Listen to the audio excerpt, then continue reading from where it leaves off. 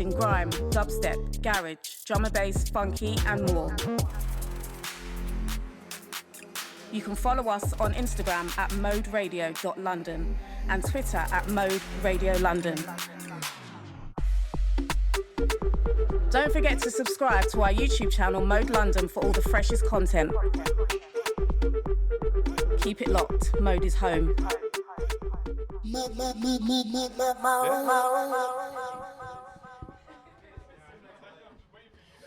Yes, yes. Mode.London. You listen to the sounds of Tallboy. Just back from Outlook, and I sound like shit because I got a cold and did the typical thing that everyone else does. Stayed out in the rain. Way too late, did way too much, but we're glad to be back home on Mode.London, and I'm joined this month by our one and only Ellie Ruso. Yes, what we say. Hey! Hi. I'm very gassed to have Ellie on. Just like sick DJ, notable photographer, all-round sweetheart of the scene. We'll be getting into a bit of a chat, digging a bit into your background as well, your kind of musical influences, where you come from, a bit about coming from the north and coming down to London, doing your thing as well, and then we'll get into a bit of a blend. But how are you doing, Ellie? I mean, you weren't at Outlook, so you've had a very chill week. Outlook. Well, not even. I was not at Outlook because of so many deadlines with what I do day to day, which when I was a bit younger, I used to come back from Outlook and just continue, but not this year. So yeah, I've been working hard this week, but yeah, I was there in spirit dancing through everyone. Oh, yeah, living vicariously. Always. Through everyone else without any of the side effects of doing Tisno life. I mean, I've never experienced Tisno in a storm, so yeah, I'm sure that was experiential. Yeah, that was kind of mad. I'm not gonna lie, no one really expected it either. If you're not aware, there was a full-on thunderstorm that rolled through Tisno during the festival and stopped it for a good hour or so, I think. And there was just like general confusion as the heavens opened up biblically, and everyone was running around trying to figure out what the fuck was going on. Just picture it, especially those on a boat. Oh yeah, one of the boats got stuck out there, and I think it was a little bit worrying at times. But also, like, the DJs got to do an extended extra 2 hours of their set because they couldn't dock the boat, which free for all. No, I'm sure it was a madness. Yeah. So I think, like, getting us started again, you're known for doing quite a few different things, I think, in the scene. Like, as a DJ in your own right, you're notable, having played NLDC, having done some great dates recently, and also big date at Oslo tomorrow. Yes, big up Ruso with Britland. Going to be opening his event with like a mad stacked lineup. It's Spyro back-to-back Maximum. There's Novelist, Flirta D, Bruiser, Jay Had a Dream, Cruz Leone, Judy JPEG, DOK. Like, I'm just like beyond gassed and grateful to be a part of that. It's sick. That is a sick lineup. I'm just like, what? But yeah, we roll. Yeah, tomorrow Oslo. Do you go catch Ellie if you can? Yes. So again, yeah, very notable DJ in your own right, and also notable photographer, documenter of the scene through your platform Garments and Sets. To get us started, I think I'd be quite interested to know what your first sort of poignant memory of electronic music is. What's the memory that stands out as kind of electronic music coming to the fore and being something that's quite prominent for you? I would say straight up there's two. My first introduction to it, period, was Warehouse Project, because I obviously, coming from Manchester, that's where I grew up. And yeah, I think the event was, I can't even remember, or maybe the first ever, it was Ape at the Apollo. It was like Ape 4th birthday. I'm pretty sure it was Andy C and Scream. Maybe that was. So one of those two being the first. But then I feel that because I kind of dabbled in and out of that just here and there over the months and over the years, it wasn't a consistent thing until I came across Hit and Run it's on a Monday. It was was on a Monday, I don't know if it is anymore, and at places like the Attic and Area 51, and it was basically what I would explain NLDC to be like, but then, and also then notable, I never went to Forward, but like a northern sort of parallel to that, yeah, like a weekly community thing where it's just heads down, dubs up, like, do you know what I mean? So it was good, it was really good. So probably those two things, I'd say. When was that? It would have been around, let's say, 2007 onwards. I think notably 2009 for dubstep and hit and run for me. Yeah, so quite a while ago, a little bit. Yeah, sick. No, I love that, and I love the history of that in the North as well. It's not something that I really hear whole lot about. Like, I know Hit and Run more as a label, but I don't really. Yeah, it's like Rich Reason. He was a promoter, is a promoter still, and like the whole legacy behind that. Then even like Madam X, she would put on BPM, which was like, I guess tied into like student schedules, but also just like totally present in the northern scene around maybe 2015, maybe a bit earlier. I'm not too good with the dates because I think the difference between then and now is I was just attending because I just liked the sound of it and I just liked having a bit of a dance. It was just, there wasn't much, I wouldn't say I was part of the culture because I was very much like studying and just my mind and like commitment, I guess, was elsewhere. And it wasn't until recent years that I feel I've kind of enjoyed finding a bit more of a position in the culture side of it, and like with that just so much placement and like purpose, which is nice because I think you always think that it's supposed to come when you're younger and you first start going out, but I'm a big believer that nothing has to be like pace, like you have your whole life to do stuff, you know, so it's like you can like start being a DJ at 33 like I did and just it doesn't matter really, whereas I feel like we're conditioned to do it all when we're young and then just like ride out what you're doing, whereas maybe can like pivot and change and like dip back into stuff. And yeah, it's been really cool, it's been nice. Yeah, I love that. I love the idea that you don't have to set up like a particular pathway really early on when you're like 21 or whatever and then follow that through, and if you haven't done anything with it by the time you're like 30, then you know that's it. Yeah, it's like you're written off. Like, yeah. Oh, that sounds horrendous. yeah, awful. Also, like, who knows what they want to do when they're 21? Yeah. I had no idea. I definitely wouldn't have seen myself doing what I'm doing now. So I think that's really interesting, and I think what stands out for me there is the fact that I kind of got to know you through going to raves, going to nights, like most prominently NLDC, and you always sort of struck me as someone who might be a bit of a fly on the wall type raver. Like, you're taking everything in, you're seeing everything that's happening, you're kind of processing it all, and it's becoming a part of, I think for you as a DJ, maybe your musical makeup. I kind of hear some of that influence in you. That's interesting. How much of an influence was soaking in all that culture in Manchester for you now looking at your kind of musical makeup as an artist? Yeah, it's definitely always been a reference point.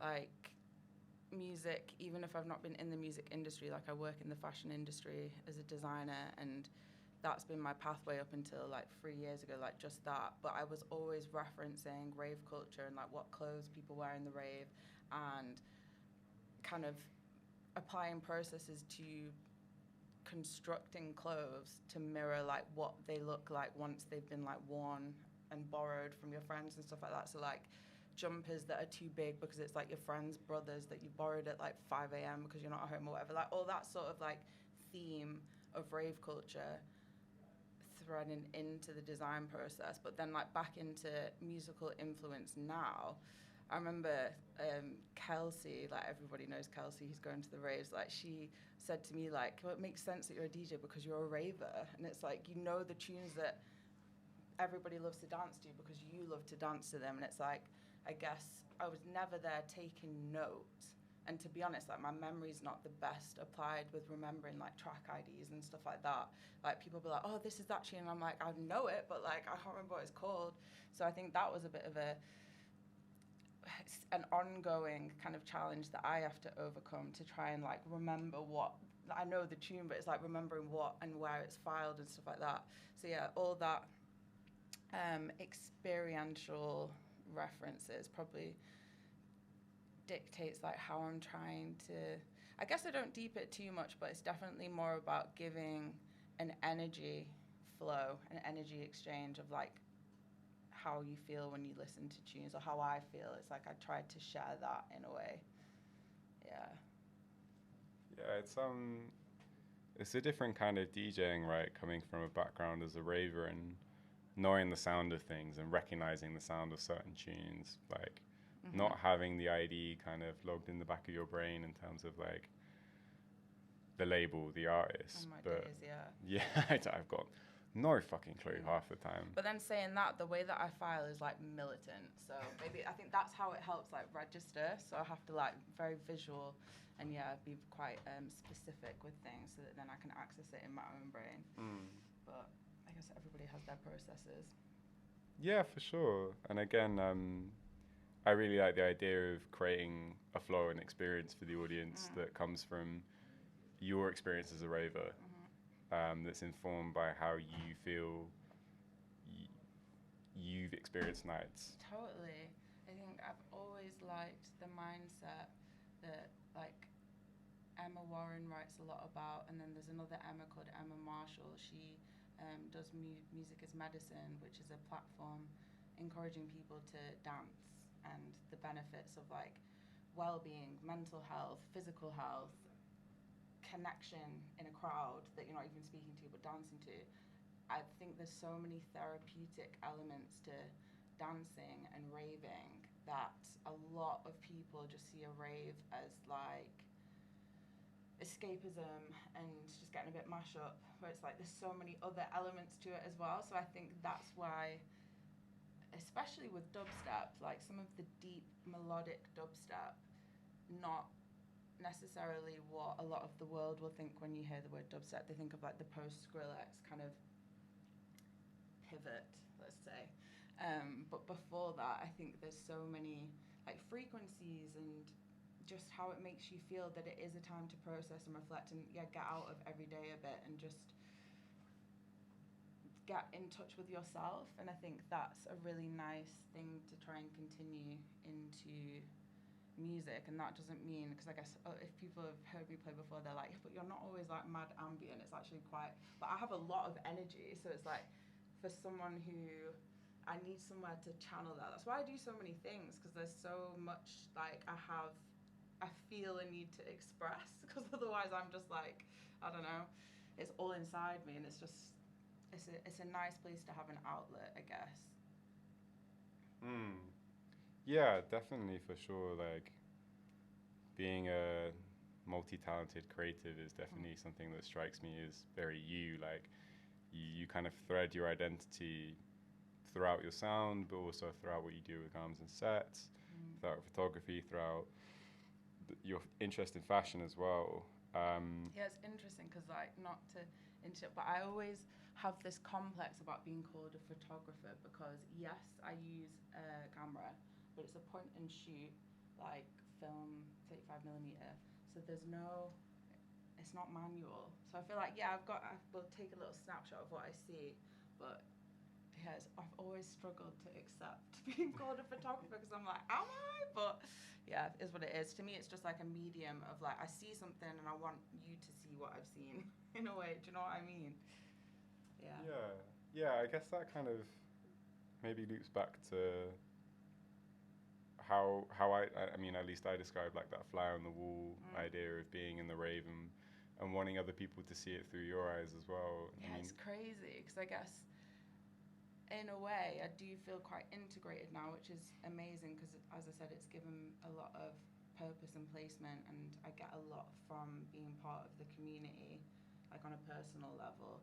And beforehand, so when I started going back out, let's say, in actually London and I really was motivated to go to some jungle dances because I hadn't, and I love jungle, and that was something that I hadn't explored. So I was like going to Rupture I think the first set I saw was a 00 set, and I just fell in love with it. So then I was consistently going to the Ruptures at Corsica, and then dubstep. I think it was just like occasional listings, like Deep Medi and stuff like that. I started to like connect and network with people through Instagram. Like I heard, like one of my best friends now, he runs 140 BPM, the Instagram account. Like we just met online and then started connecting, and it just goes to show that if you can find your people in like the niche scenes, then you can start like. I was going places on my own, but then started going with him and like some other people, and it just kind of like built up that, because I was basically just either alone or with like a very small amount of people, often just like a hood up and just observing and just like not really part of it. I think also maybe with my age as well, I've felt a bit like, oh, should I have been doing this when I was younger? But it was a different intention. It was like, yeah, more observational and like researching, 'cause I love subcultures, and like I work for a company that's very driven by reflecting on British subcultures into our design process. So it just naturally all feeds into each other. And then I think when you are there with the camera and you're not like, I don't know, it's like, not that age is a thing, but I think you're a bit more like, oh, they're here for a reason in a way. And then I kind of just started networking a little bit past the dance floor into the green room, and then I was getting into like rooms and spaces and opportunities because of my camera, and because I think like even when I started out taking pictures, I never had anyone's face in it. I was always like, oh, can I take a picture? And they'd pose and I'd be like, just like over their clothes, and they were like, what the fuck? Like, it's like a bit of a par, but it wasn't about the face, it was about like what people were wearing. So I think that maybe got a bit of traction because it wasn't necessarily, I don't know, it wasn't intentional to do something different. I just was documenting the clothes. And then I think through my own research, I came across people like Tristan O'Neill through the Museum of Youth Culture, because I went and archived like loads of their photos. I was like, who is this photographer? Like, so, like shoe boxes, old Adidas and Nike shoe boxes from the 90s, all like hand scrolled on with dates, and it's just like so many photos. So I was like filing through them, and I was like, this is sick, and it's all the start of Jungle, and I was like, this is amazing. Like all the roast sets. I've got a bit of brain fog right now because I feel like I'm speeding through so many things, but like it's just so heavily documented, like Sanctuary, Helter Skelter, all that sort of world. And it was all the years of like Moschino and Spell Out and Versace and like kind of post garage, like pre-Jungle dress codes, and I was just like, this is amazing. So I think that combined with the timing of this project coming like post-lockdown, people were dressing a bit more like they wanted to wear their clothes again because they were locked up for a few years or whatever. I hate referring back to, it's like, oh, there we go, about the pandemic, but it had a real impact on how people were dressing for a few years, and it was really vivacious and like kind of peacock moments where people were showing off and being like, yeah, this is like my garms. So that's why I started trying to document it all. And this is no shade to anyone, but I do feel like it has like tapered off a little bit, and it's not as like expressive, and it's a bit more familiar now. Yeah, but I was about to say was such a cool project, but I guess it's because I'm not in the dance as much. I've had to like rework how I continue it because I'm not going out as much, but I think I've figured it out. So you talked a little bit there about the archival project that you did. Can you tell me a bit more about how that sort of happened, how you ended up getting involved with that? Yes, so it's this amazing place called the Museum of Youth Culture, and they used to be based above Printworks, so the club, but then that building got, I think the lease got like sold for flats or something, that's why it's all closed down. So they had to move somewhere else, they went to Vauxhall, but like basically they have this collection. It's run by the guy who set up Sleaze Nation, which is an old magazine from like early 2000s that started out just putting like listings of club nights that were happening, I think across the UK, like not just London, because it was run by, I can't remember what their names, but yeah, the guy who, Banksy was part of it. Oh, sick. Steve Lazarus, and then John, don't kill me John, I've forgotten your surname, but the guy who runs Museum of Youth Culture, who was an absolute don.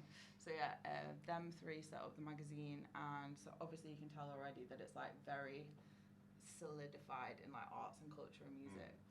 So then I think it was a thing called, I'm not the best person to be speaking about this, but I can give like a summary of what it is without the facts. They set up like a little zine, which was called like PMYC or something, and it's all about youth culture. And then gradually over time, like people started sending in like photos that they had of their own periods when they were younger. Like I think they start from like the 60s, maybe a bit of the 50s.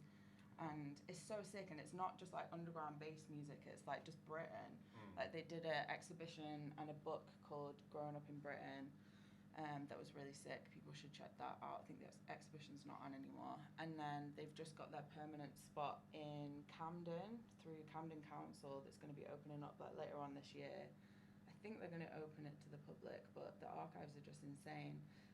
But yeah, I went to them through my job as a designer, because it's so sick for referencing like pictures of what people used to wear, not just in raves as well. It's just life.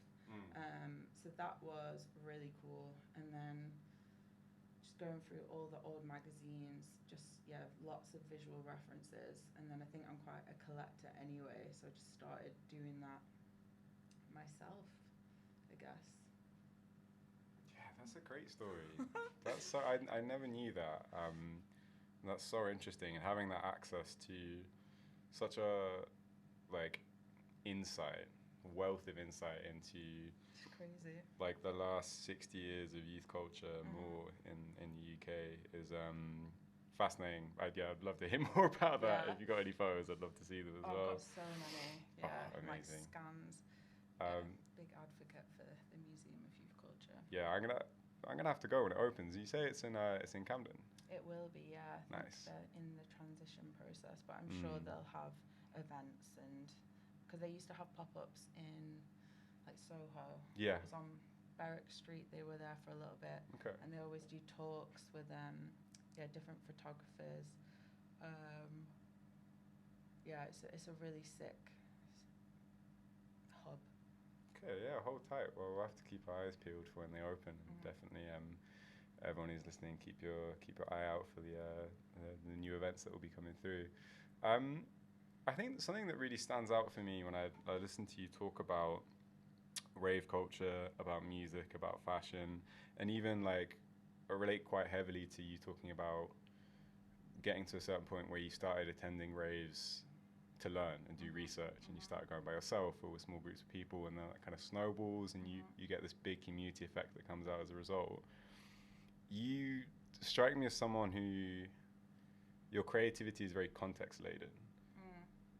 There's a lot of layers to your intentions in wanting to learn about things or wanting to be in the rave because you want to observe the experience and then relay that to other people and listen to stories. Even in fashion, wanting to recreate the idea of clothes that aren't just worn to raves to be like seen as looking like sick or whatever. They have a story to them. The idea of like having the brothers jumper from like 5 a.m. that like tells a story about the night. Where does that sort of creativity stem from? What was the first creative outlet for you that really helped you express that? You've just silenced me, which is like a rarity. I guess I've always been in art school. Right. So I feel it just, I don't know, that it's never been, I found it quite easy to know like what my next steps or what I want my next steps to be. Does not mean it's been an easy ride, but I've always like had a bit of a plan where I'm like I've really liked art and like GCSE, and then did like an art foundation, which is where you test out your things. Started out doing painting. Thankfully, had a little life blip. Not thankfully about that, but thankfully I stopped painting because otherwise I would not be doing what I'm doing.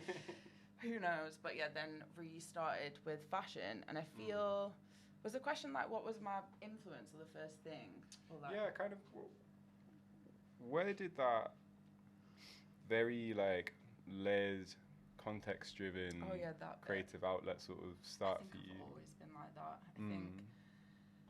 Yeah, I'm learning a lot about my brain, and I feel as everybody does, but there's just things where I'm like, oh, there's patterns here and stuff like that. So there's something I'm exploring, which will probably be an interesting conversation at another point. But yeah, there's definitely something bubbling up there.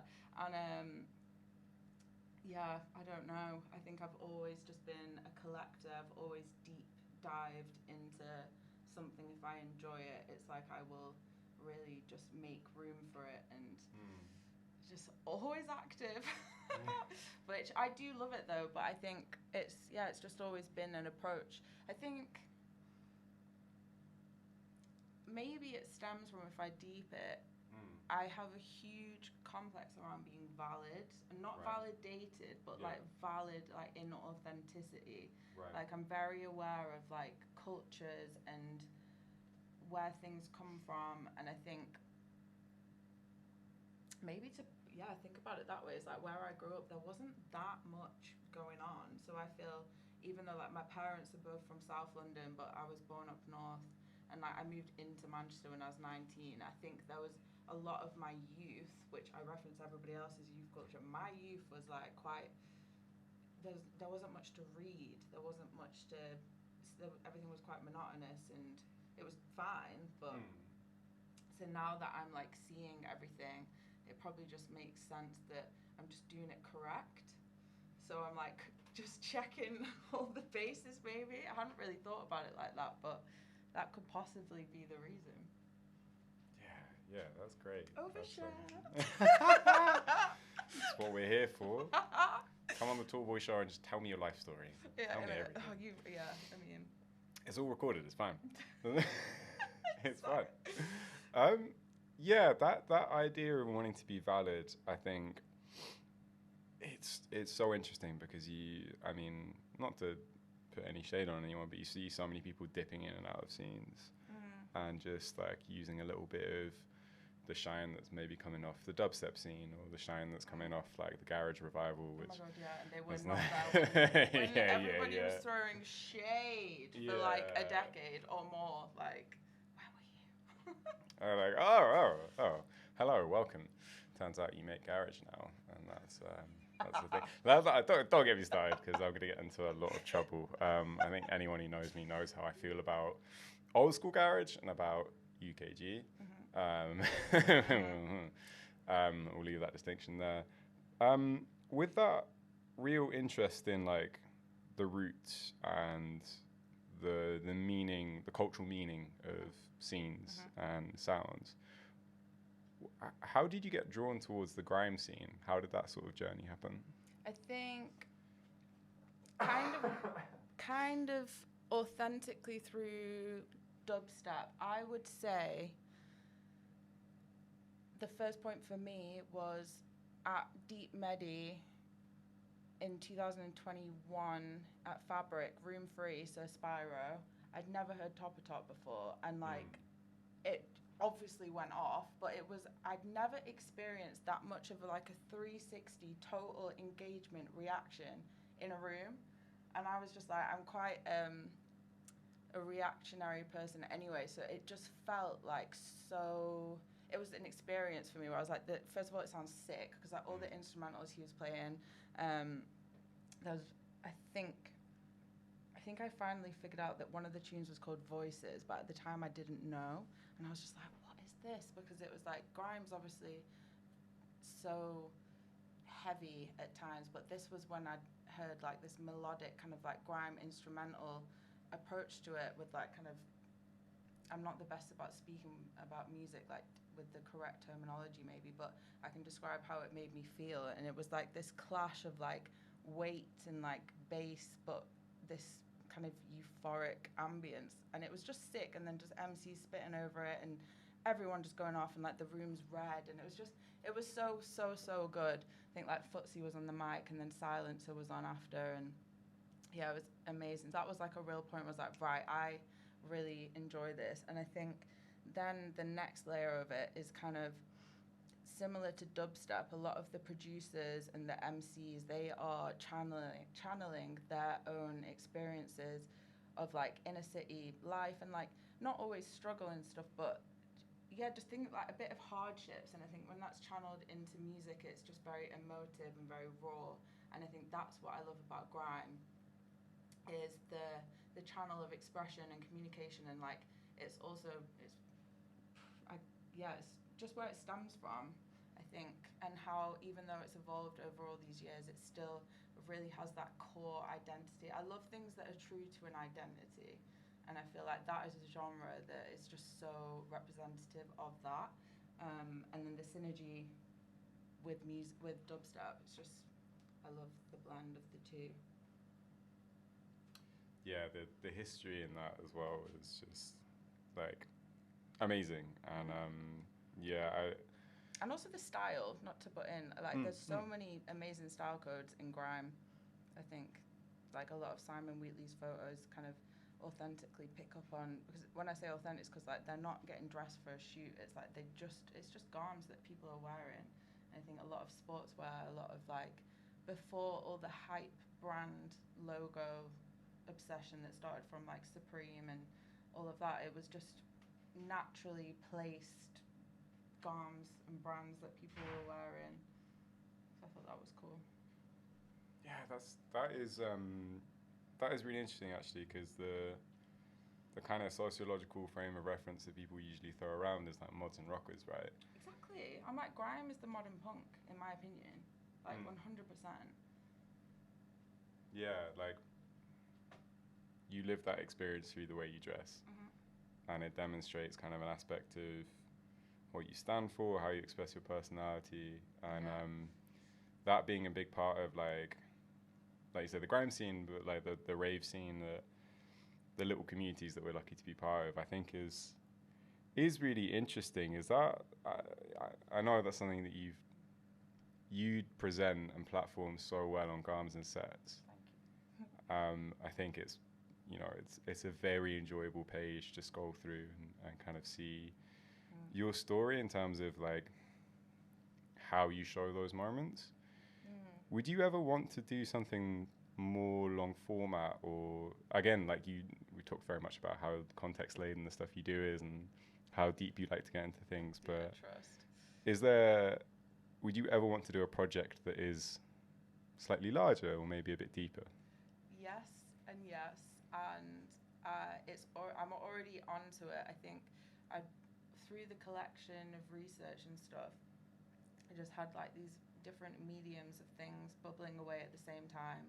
Like I'm not somebody to sort of, I'm gonna say disclose, because it's like I kind of believe that things can be nodded towards, but I read this thing that you get like a dopamine hit through talking about your work that then makes you not do the work because you feel like you've already done it.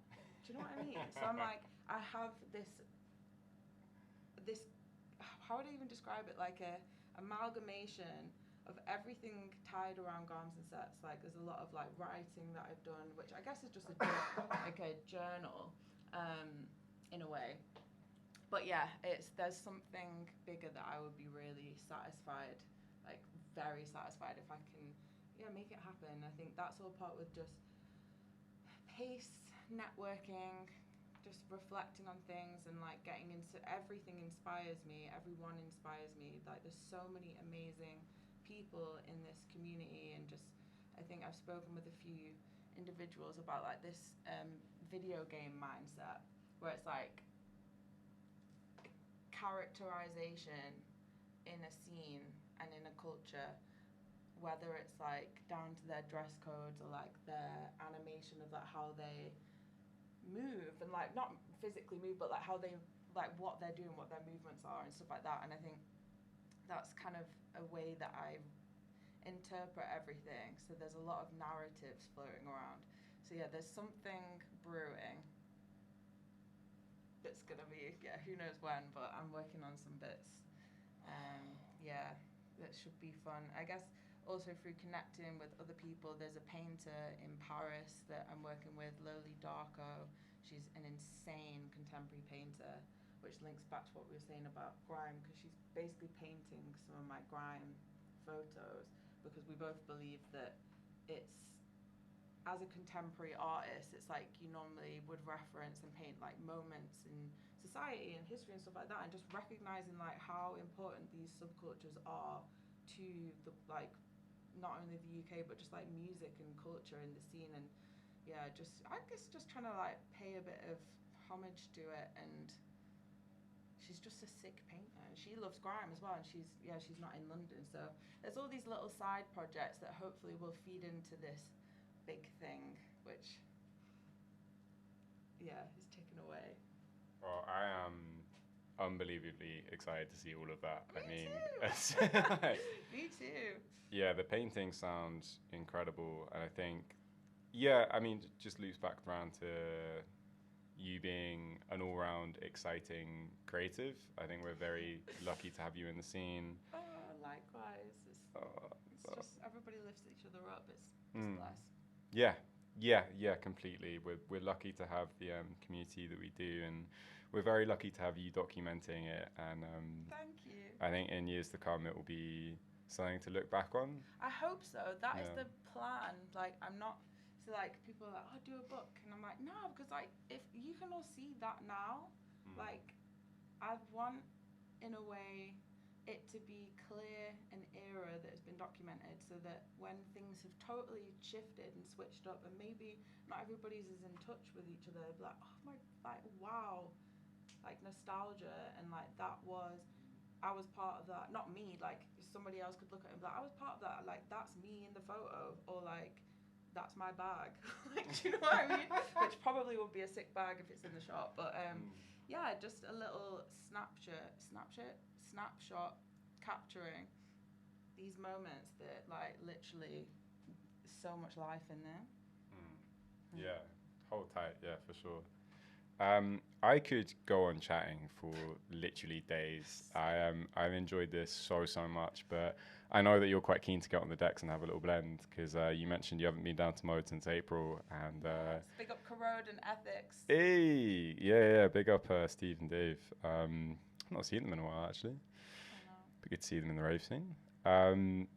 Let's get into a bit of a blend. Again, thank you so much for coming down. Thank you for having me. It's been nice to hang out. Absolute pleasure, and it is a genuine pleasure listening to you talk about rave culture and talk about your projects, and just how much love you have for the scene.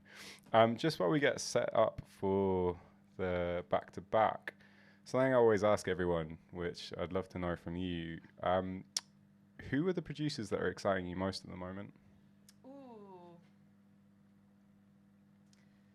So I've been, Gesha is one of them. I was listening to some old I Am Grime shows on Rinse with like Furious and Jack Dat, and this is the first time that I've ever like gone to this level of investigation of a tune. So I heard a tune and I was like, what is that? And basically just a messaging, spoke to Furious, and then spoke to Gesha, and then it was unreleased, and just like, obviously I'm not expecting anything, but he sent me a dub of, it's called Inside Job, produced by Gesha and Sean D. And I've just been like rinsing his whole catalogue this week, to be honest, which like I'll always put my hands up and be like, I had a tune of his from before, but like I think from what I mentioned before, I don't always clock onto like words as much. So it's like I don't always process if it's the same person producing a tune, which is probably like sacrilege, but I'm getting better. But yeah, so like definitely obsessed with Gesha at the moment. Also like K1, Natsirk, different alias, same person. Probably the ones that have really been, giving me a lot of life recently. Yeah, sick. Two people that I've never really looked up, so I'm going to be really excited to you said to at give the them a moment. listen. This is like my at the moment rather than like present day. All right, sweet. I'm going to kick us off with a tune. I'll be handing over to you, Ellie. And you're locked into the sounds of Tallboy, Ellie Ruso on Mode.London, getting stuck into the back-to-back. Hold tight, anyone locked in.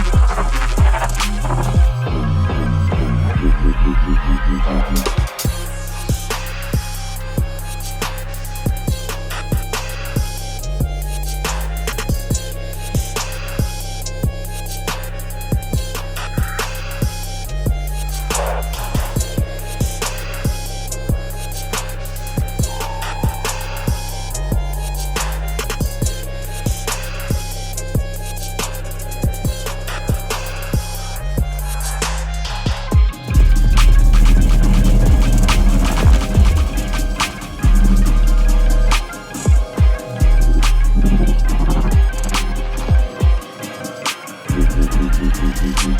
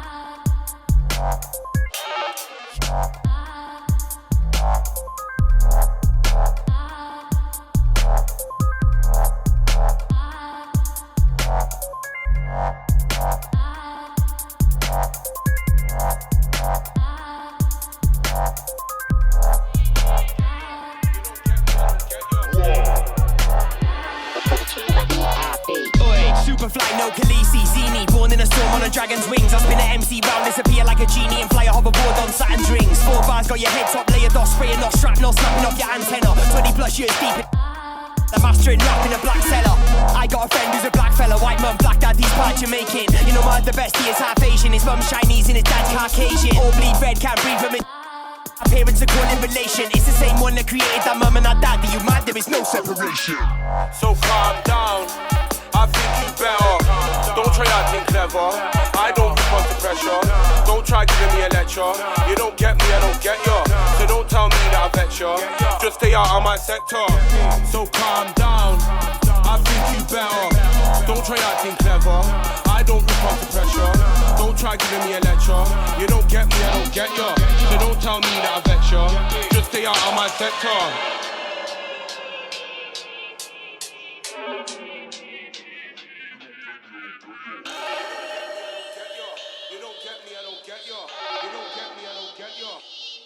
So calm down, down, down, down, down, down, down, down, down, down. Concept, K.O., more, Danzo. Let's put it to you like this, yo.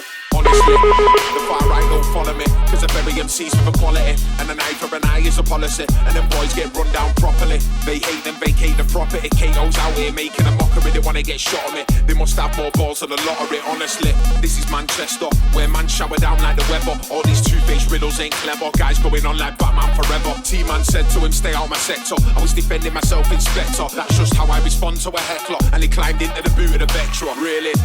So calm down, I think you better. Don't try acting clever, I don't respond to pressure. Don't try giving me a lecture. You don't get me, I don't get ya. So don't tell me that I vex ya. Just stay out of my sector.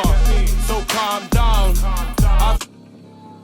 don't try acting clever, I don't try giving me a lecture.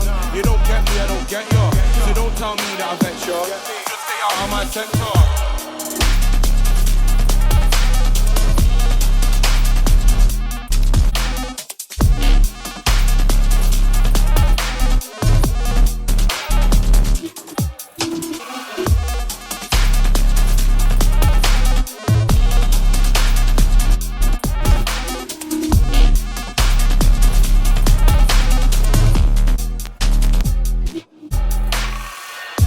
So calm down, I think you better. Don't try acting clever, I don't respond to pressure. Don't try giving me a lecture. You don't get me, I don't get you. So don't tell me that I bet you. Just stay out of my sector. So calm down, I think you better. Don't try acting clever, I don't respond to pressure. Don't try giving me a lecture. You don't get me, I don't get you. So don't tell me that I bet you. Just stay out of my sector.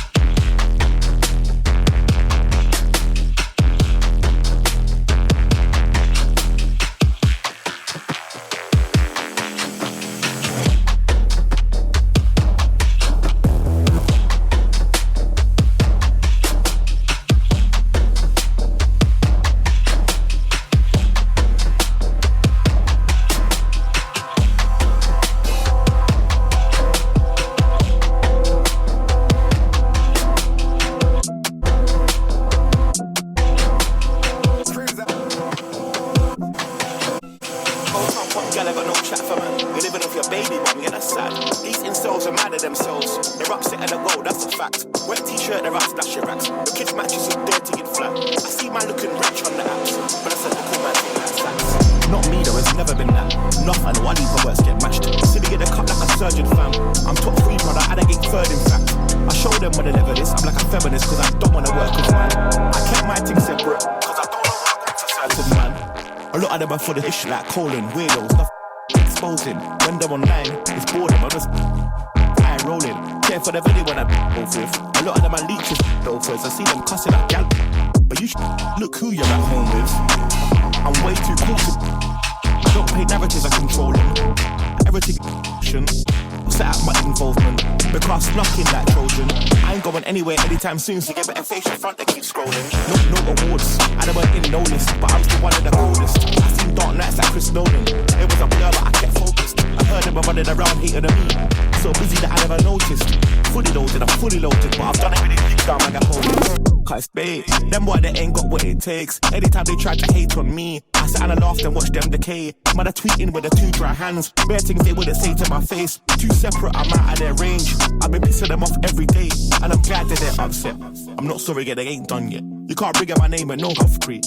They better off changing the subject. They been trying to throw dirt on my name from time. That's how I know there's no fix. They're just mad at the way that I've moved in, like an illegal sublet. But anyway, look, I said I'm the best in grime. I'm not singing the bit quiet rhymes. I'm gonna have the best project for the 11th time. I might joke, but I'll never lie. When they say grime is just never mine. I've been getting it in, they're getting by. As long as I'm here, it will never die. Cause everything's live when I step inside. Went to work, but I got no office. I took some losses, but there's no stopping. My flow's too dumb, like I don't use logic. I enter realms, I don't use pocket. Way past words, like I forgot my login. They can't escape or dodge it. These weirdos need to hold tumps. I'm giving out embarrassments and floggings. Beat outside, you know I done mileage. I've been everywhere with a typical island. Move silent like I've been a hybrid. Boy, better never get maximum respect. No guy online can try and minimize it. Back a day I used to kill MCs. I'll take it back like I never liked it. But anyway, look, lucky for them I'm in a different mode. Everything's changed if you didn't know. They say they do crime, but the man ain't been involved. They ain't been on rinse, they ain't been at mode. Ish bars in the dusty tracksuits, I've been murking in my thickest clothes. Ain't one lag of the lyric told. I've been going in since speaking flows. I feel like the last one left, I'm the only one. Just the G's enough like the holy son. I've survived so many others, they don't even know where they know me from. I was out for revenge, but now I don't care. I'm over the past like a holding one. Last one left, but no LOL. Try to spend it for me, it won't be fun. I probably does.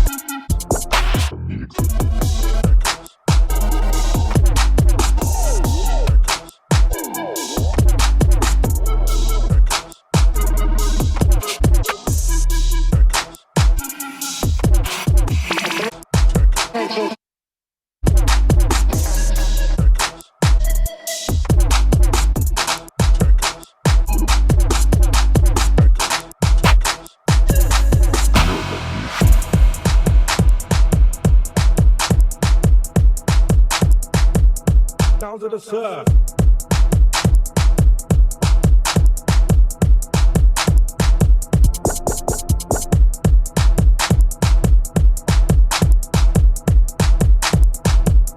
Sounds of the surf.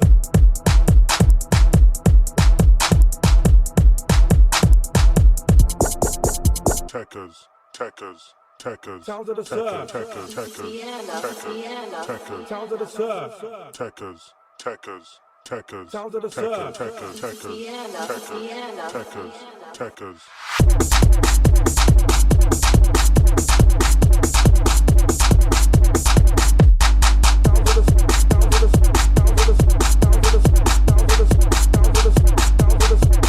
Surf.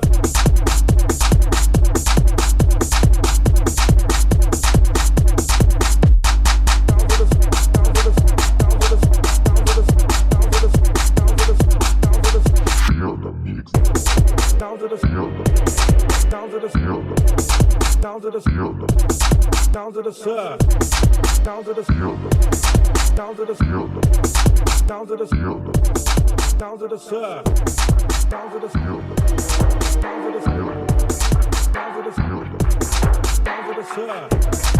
of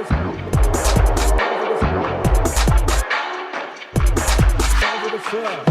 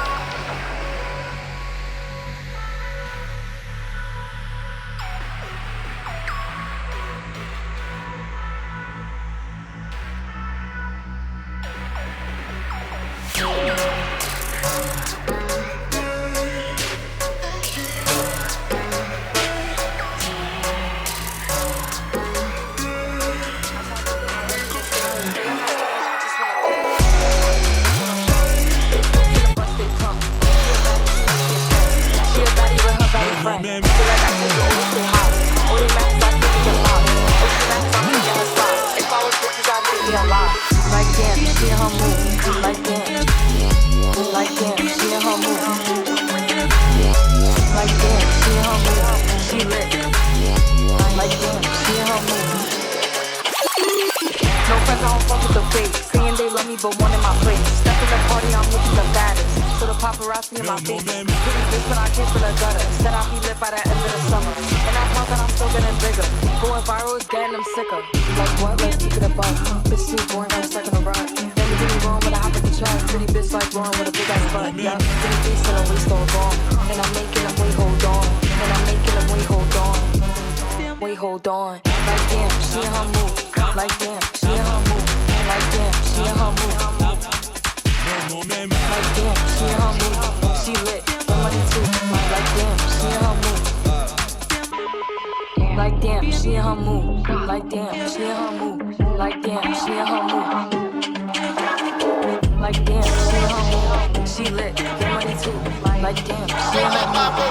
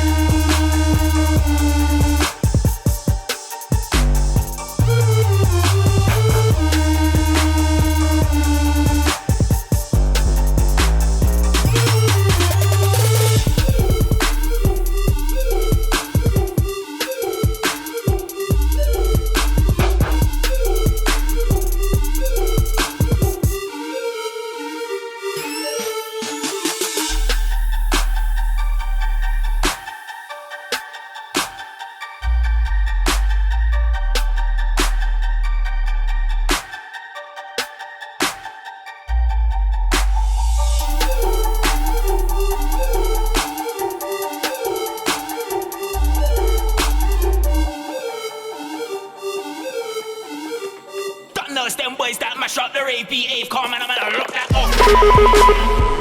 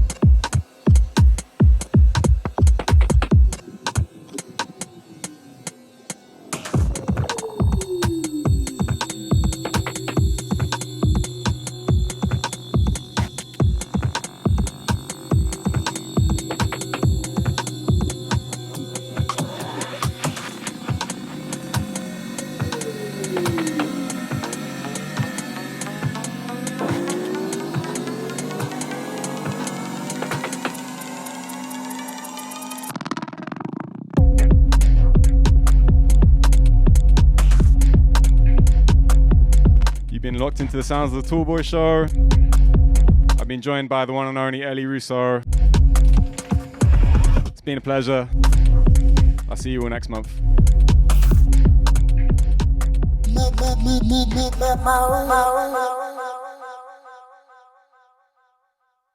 Keep it locked. This is Mode London.